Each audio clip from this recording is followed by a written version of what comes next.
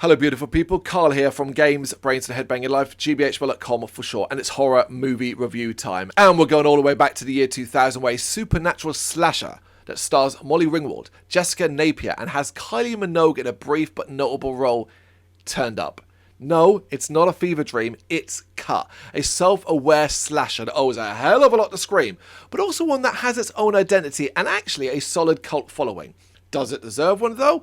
Yes and no. On the one hand, it's an easy film to like, not just because of its unique cast, but because it embraces its cheesiness and approaches the concept with absolute gusto. The story surrounding a film, a low-budget horror film called Hot Blooded, being directed by Hilary Jacobs. This is Kylie Minogue. She's a no-nonsense kind of director, which gets her killed when a disgruntled member of the cast goes on a murder spree. A spree cut short by the final girl of the film, Vanessa Turnbull, played by Molly Ringwald. So that means the film was never finished, and for years a curse seems to linger over it, resulting in it becoming infamous. Is it actually cursed though? Rafi Carruthers, played by Jessica Napier, doesn't think so, and alongside a group of willing film students, she sets out to finish the film. Of course, we all know where this is going. It's not long before someone dressed and masked like the killer of the film is rampaging through the cast. The question is whether the killer has come back to finish what he started, or someone has decided to get a moment of fame in the most horrific way possible. It began as a class project. We have to do a graduation film, right? What better project than to finish that film? To resurrect an old film from oblivion. That movie was a nightmare. So what you're saying is there's some sort of a curse on this film? Now, they've made an unexpected discovery of a mysterious legend. Creepier than Friday the 13th. More blood and guts than Texas Chainsaw. More sex than deep throat. Or are you an act? That should never Who wants to make a mainstream slasher movie? see the light of day. Don't go playing with nightmares. And action.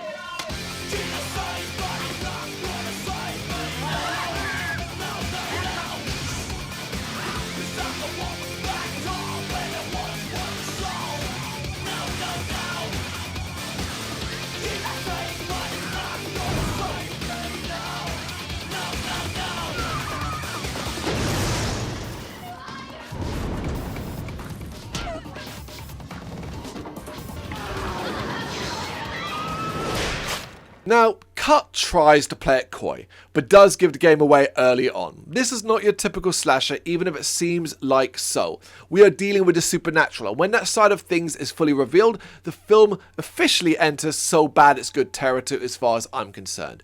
I'm not even going to pretend Cut is a good film, because it is not, but it is entertaining, and for a slasher released to no fanfare in the year 2000, that is impressive enough. So much of its entertainment value comes from the things that make it bad too, such as the dodgy acting, the choice to make both Kylie and Molly's characters some of the more unlikable ones, and the full villain reveal. Glorious stuff that is very memorable.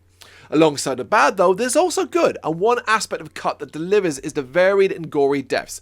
There's a big cast, most of whom are here to die, so Cut makes sure they die in style. I had moments where I could complain about what I was seeing on screen, but rarely did the actual slashing come into it. What I probably found myself complaining about the most was the cliches, most of which were tired long before Cut came out.